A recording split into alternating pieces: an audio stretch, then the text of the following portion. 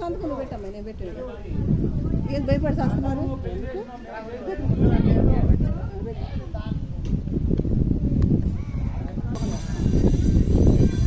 ఏదో మాట్లాడాడు.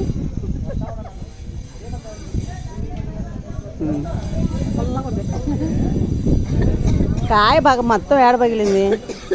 బాగా చెట్టవా బాదకాయ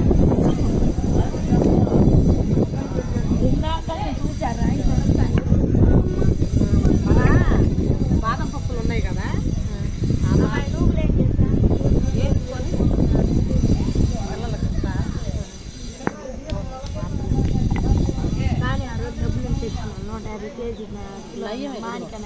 మనం బయట తెచ్చుకునే బాదం పప్పు పడింది.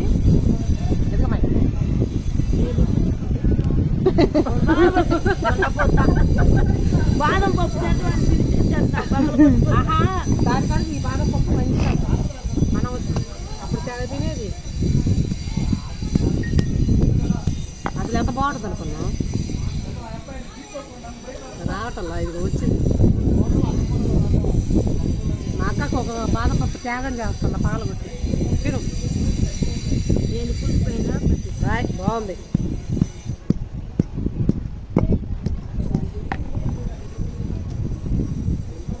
ఇవి మనకి ఇమ్యూనిటీ కూడా బాగా పెరుగుతుంది అన్నమాట. బాదం పప్పు ఇమ్యూనిటీ మామూలు బాదం పప్పు కడికి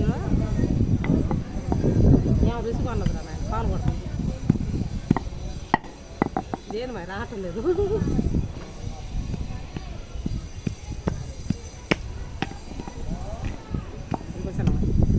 బాగుంది, టేస్ట్ బాగుంది. తెచ్చుకో,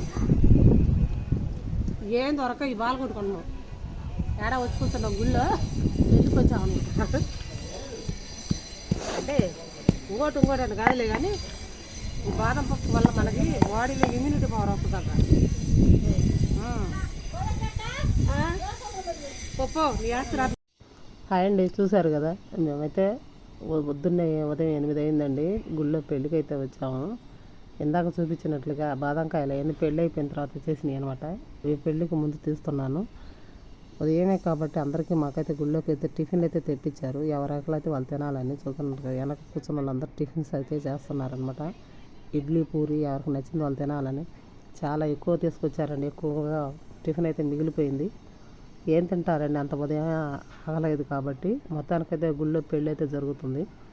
అందరూ ఎవరి పనులు వాళ్ళు బిజీగా ఉన్నారు. అయ్యగారు అయితే మంత్రాలు అయితే చదువుతున్నాడు అనమాట. చూస్తున్నారు, ఆ చివరైతే కూర్చొని ఉన్నారు పెళ్ళి కొడుకు పెళ్ళి కూతురు. నేనైతే వీడియో అయితే తీస్తున్నాను. మీ అందరికీ మా ఛానల్ నచ్చితే లైక్ చేయండి, షేర్ చేయండి, కామెంట్ చేయండి. పెళ్ళి అయిపోయిందండి, బయటకు అయితే వచ్చేసాము ఉదయాన్నే కాబట్టి.